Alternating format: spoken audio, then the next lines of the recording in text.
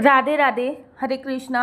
कैसे हो आप सभी लोग? आशा करती हूँ आप सभी परम मंगल में होगे, स्वस्थ होगे, अच्छे होगे। सबसे पहले आप सभी को सर्व पितृ अमावस्या की अनंत और अनंत शुभकामनाएं। कितनी जल्दी समय बीत जाता है ना, पता ही नहीं चलता।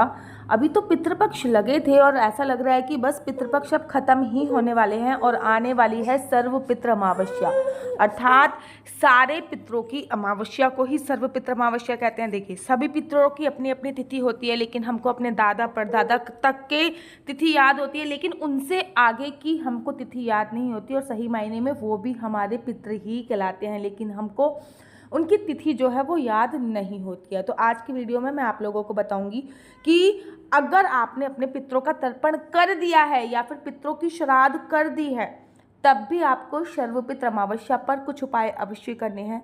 जाते जाते अपने पितरों को विदाई अवश्य देनी है। जब पितृ खुश होके जाते हैं ना, तो आपके जीवन में पूरे साल भर खुशहाली रहती है। इस बात का आपको ध्यान रखना है। पूरे साल भर आपके जीवन में खुशहाली रहेगी अगर आपके जो पितृ हैं वो तर्पित होके जाते हैं। सबसे पहले तो मैं एक बात बता दूं, अमावस्या जो है सर्वपितृ अमावस्या वो 2 अक्टूबर को बनाई जा रही है। सर्वपितृ अमावस्या साल की सबसे बड़ी अमावस्या होती है, ठीक है ना। और ये बहुत बड़ी अमावस्या है क्योंकि इस दिन हम अपने पितरों को विदाई देते हैं। साथ ही के साथ इस बार तो सर्वपितृ अमावस्या पर सूर्य ग्रहण का साया भी है, लेकिन घबराने की कोई बात नहीं है क्योंकि ये सूर्य ग्रहण ना तो भारत में पड़ रहा है ना ही दिन में पड़ रहा है। ये सूर्य ग्रहण जब पड़ रहा है तब भारत में उस समय पर रात हो चुकी होगी। ना तो भारत में इसका सूतक मान्य है ना पातक मान्य है, लेकिन मैं हमेशा कहती हूँ सूर्य ग्रहण में हमारे सूर्य देवता कष्ट में होते हैं, तो कोई ना कोई प्रभाव तो आपकी और मेरी जिंदगी पे पड़ना स्वाभाविक ही है। लेकिन आज बात करेंगे केवल और केवल सर्वपितृ अमावस्या की। सबसे पहले एक बात याद रखिए कि 2 अक्टूबर को सर्वपितृ अमावस्या है। आपने अभी तक अपने पितरों का तर्पण नहीं किया है तो पितरों को अवश्य कीजिए सर्वपितृ अमावस्या। अब बड़े सारे लोग जो पितरों के तर्पण का समय होता है ना, वो 11 बजे से लेकर 2 बजे तक के बीच का समय होता है। इसमें कोई भी संदेह नहीं कि दोपहर का समय ही पितरों के तर्पण का समय होता है, लेकिन इस सर्वपितृ अमावस्या पर 12 बजे से लेकर 1:30 बजे तक राहु काल है और इस टाइम पे किया गया कोई भी कार्य कि सुखद फल नहीं होता है। राहु काल बहुत शुभ काल नहीं होता है। इस टाइम पे ना तो पितरों को कोई तर्पण करना चाहिए राहु काल में, और ना ही किसी भी प्रकार से देवी देवताओं की पूजा करनी चाहिए। तो आपको जो भी पूजा अर्चना वंदना करनी है वो 12 बजे से पहले करनी है। याद रखिए 10 बजे से पहले पितरों का समय होता है। 10 बजे से पहले पितरों का समय नहीं होता, देवी देवताओं का समय होता है 10 बजे से पहले, और 10 बजे के बाद ही पितरों का समय होता है। तो आपको 10 बजे से लेकर 12 बजे तक का समय मिल रहा है अपने पितरों का तर्पण करने के लिए, अपने पितरों को श्राद्ध करने के लिए, या फिर आप 1:30 बजे के बाद अपने पितरों का तर्पण कीजिए या फिर श्राद्ध कीजिए, क्योंकि 1:30 बजे से पहले आपको किसी भी कीमत पर 12 से 1:30 के बीच में कोई भी कार्य नहीं करना। ना तो पितरों को विदा देनी है, ना तर्प करना है, ना किसी भी प्रकार से कोई भी कार्य आपको करना है। इस बात का आपको ध्यान रखना है। पितृ अमावस्या पर सुबह सुबह उठना है, पानी में गंगा जल डाल के आपको स्नान करना है। पानी में गंगा जल डाल के स्नान करने के बाद आपको पूरे घर पे गंगा जल का छिड़काव अवश्य करना है और साथ ही के साथ 1 गिलास में पानी लेना है और आपके घर की जो भी चौखट है उस पर थोड़ा बहुत पानी अवश्य डालना है। अगर आप फ्लैट्स एरिया में रहते हो तो पानी का छिड़काव कीजिए। अगर आप ज़मीन से जुड़े हुए घर पर रहते हो तो 1 बाल्टी पानी भी डाल सकते हैं, क्योंकि पितरों का लास्ट दिन है और पितरों का आगमन शीतल मन से हो तो बहुत अच्छा सर्वोत्तम माना जाता है। ये कार्य तो मैं पूरे साल भर करती हूँ, मेरी मम्मी से मैंने सीखा है। लेकिन अगर आप साल भर नहीं करते तो कम से कम सर्वपितृ अमावस्या पर तो ये कार्य अवश्य कीजिए। उसके बाद सुबह सुबह पूजा अर्चना वंदना कीजिए, खीर अवश्य बनाइए।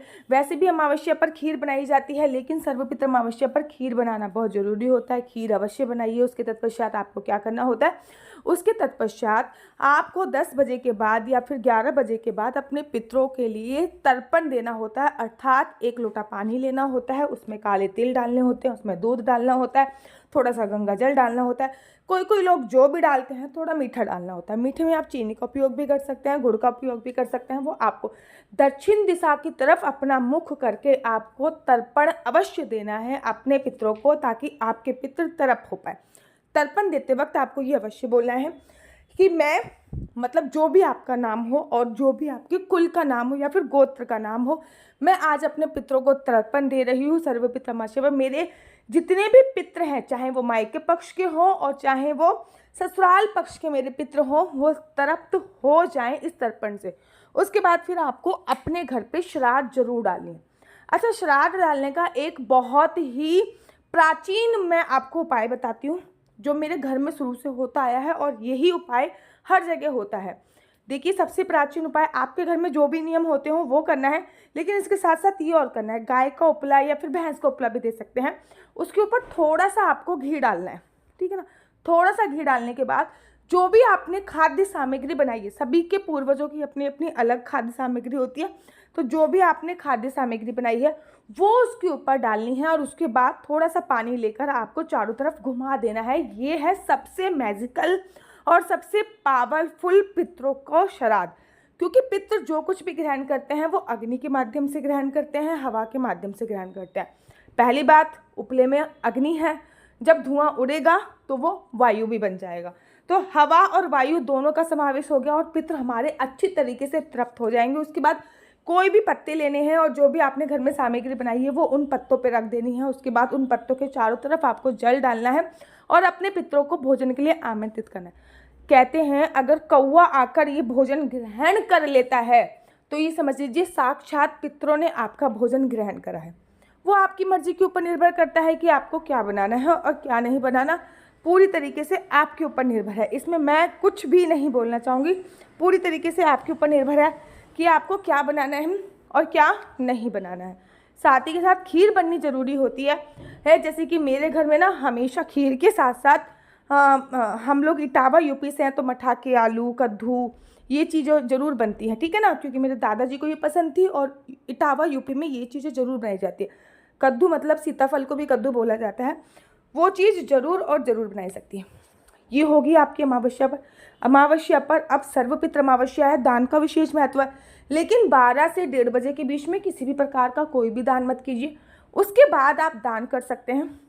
दान में आप सफ़ेद रंग की चीज़ों का दान अवश्य कीजिए। देखिए, वैसे तो आपने पूरी अमावस्या पर अपने पितरों का श्राद्ध वगैरह किया होगा, अगर नहीं किया तो ये सबसे पहले आप तर्पण कीजिए, फिर श्राद्ध कीजिए, ब्राह्मण को भोजन अवश्य कीजिए, कराइए, कुशा के आसन में बिठा के जोड़े से ब्राह्मण को बुलाइए, ठीक है ना, क्योंकि ऐसा तो नहीं है कि फीमेल पितृ ना हो, मेल ही मेल पितृ हो, ऐसा नहीं होता है। तो ब्राह्मण और ब्राह्मणी दोनों को बुलाइए, उनको कुशा के आसन में बिठाइए। देखिए, शास्त्रों में ऐसा वर्णन आया है, जब तक ब्राह्मण चुप होकर खाना खाता है, बड़े सारे लोग होते हैं, बड़े पूछते हैं पंडित जी खाना कैसे बना है, पंडित जी खाना कैसे बना है। शास्त्रों में ऐसा वर्णन आया है कि जब तक ब्राह्मण चुप होके भोजन ग्रहण कर रहा है तब तक ही हमारे पितृ भोजन ग्रहण करते हैं और तृप्त हैं।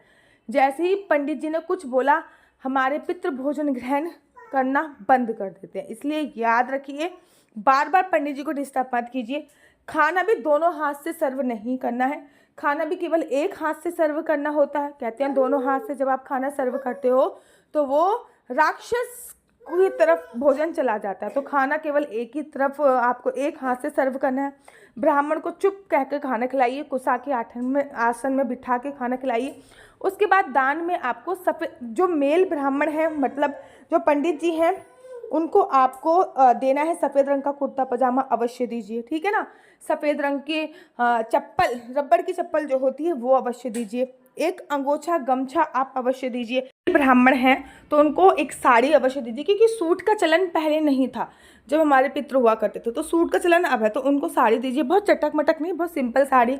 रबड़ की चप्पल भी उनको उपहार में दीजिए, रुमाल उनको उपहार में दीजिए, और कुछ ना कुछ खाद्य सामग्री और दक्षिणा। जब भी आप पितरों के स्वरूप दक्षिणा निकालते हैं तो उसमें एक का उपयोग नहीं होता है, ठीक है ना। जैसे कि 11 रुपये नहीं देते, 21 रुपये नहीं देते, 10 रुपये देते हैं, 20 रुपये देते हैं, 30 रुपये देते हैं, ऐसा उपयोग होता है। उसके बाद जिस कुशा के आसन में बैठकर पंडित जी ने भोजन ग्रहण किया था, वो कुशा का आसन भी पंडित जी को दान कीजिए, और उसके तत्पश्चात शाम के समय भी कुछ चीज़ें अवश्य करनी। अच्छा, इस बीच में अगर आप नीम का पौधा, बट का पौधा, ठीक है ना, या फिर पीपल का पौधा मंदिर में लगा सकते हो तो बहुत है, और तुलसी का पौधा भी लगवा सकते हैं तो बहुत ही अच्छी बात है, क्योंकि इन तीनों चारों प्रकार के पौधे लगाने से हमारे पितृ जो होते हैं वो खुश होते हैं और तृप्त होके जाते हैं। शाम के समय आकाश दीपदान जरूर करो, दक्षिण दिशा में दीपदान जरूर करो, और साथ ही के साथ शाम के समय जो दक्षिण दिशा है वहाँ पे एक दीपदान अवश्य करो। दीपक लंबी बत्ती का होना चाहिए, इस बात का ध्यान रखना है। साथ ही के साथ दीपक सरसों के तेल का जला होना चाहिए, इस बात का ध्यान देना। ये होती है आपने अपने पितरों को सही तरीके से विदाई दी है। सर्वपित्र अमावस्या पर इतना कार्य अवश्य कीजिए। बाकी मैं और वीडियो बनाऊंगी तो उसमें मैं आपको और भी जानकारी दूंगी कि आपको कैसे करना है, कैसे नहीं करना। अगर आप लोग अपनी कुंडली मुझसे दिखवाना चाहते हो तो मेरा नंबर है 4/9 20 25 65, 4/9 20 25 65। आप अपनी कुंडली मुझसे ज़रूर दिखवाइए। आपको केवल अपनी डेट ऑफ बर्थ भेजनी है, बाकी पूरी कुंडली मैं खुद ही बता दूंगी। मुझे आपकी कुंडली की आवश्यकता नहीं, डेट ऑफ बर्थ की आवश्यकता। अगर टाइम पता है तो और भी अच्छी बात है, क्योंकि टाइम से हमें नक्षत्रों का पता चलता है। और अगर टाइम नहीं पता तब भी आप केवल डेट ऑफ बर्थ के माध्यम से मुझे सारी कुंडली मैं देख सकती हूँ। आपको अपनी डेट ऑफ बर्थ में आपका बच्चा जॉब करेगा, बिजनेस करेगा, किस चीज़ में बिजनेस करेगा, जॉब करेगा, किस फील्ड में जॉब करेगा, आपकी संतान प्राप्ति का योग कब है, क्या संतान मेडिकल ट्रीटमेंट से संभव होगी या संतान नॉर्मल हो सकती है, ये सभी जानकारी मैं आपको कुंडली के माध्यम से प्रोवाइड कराती हूँ। याद रखिए, कुंडली देखना बिल्कुल भी फ्री नहीं है। कुंडली देखने के थोड़े से चार्जेस हैं और इस नंबर पे किसी भी प्रकार से कोई क्वेश्चन पूछने के लिए संपर्क मत कीजिए। मेरा नंबर है 4/9, नीचे लिखा भी आ रहा होगा 20 25 65। मैं दोबारा से रिपीट करती हूँ, 4/9 20 25 65।